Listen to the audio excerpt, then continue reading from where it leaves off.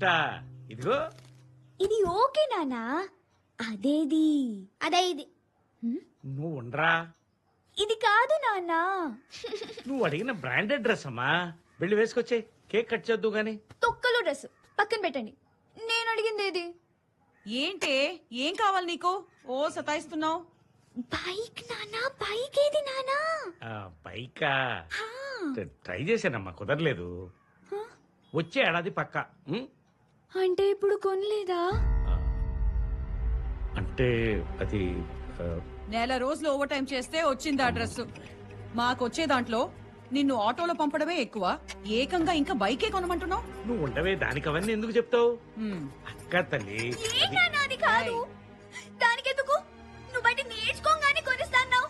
మీరు కొనిస్తా అన్నారని ఎంత కష్టపడి లైసెన్స్ తెచ్చుకున్నానో తెలుసా? ఛ! అడిగిన ప్రతిసారి కొంటాననే కదా నానా అన్నారు.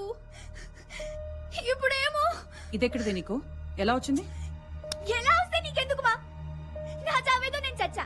మీరు చెప్పినా మీరు చేయరు కానీ నన్ను మాత్రం. ఇదిగో, మీ నాన్న క్యాబ్ డ్రైవర్ అమ్మా, కలెక్టర్ కాదు. మరి క్యాబ్ డ్రైవర్ లా ఉండాలి కదా, కలెక్టర్ లా ప్రామిస్ చేయకూడదు. మీరు కొనిస్తా అన్నారని మా ఫ్రెండ్స్ అందరికీ చెప్పేసుకున్నాను. ఇప్పుడు వాళ్ళందరూ నన్ను ఎలా చూస్తారు?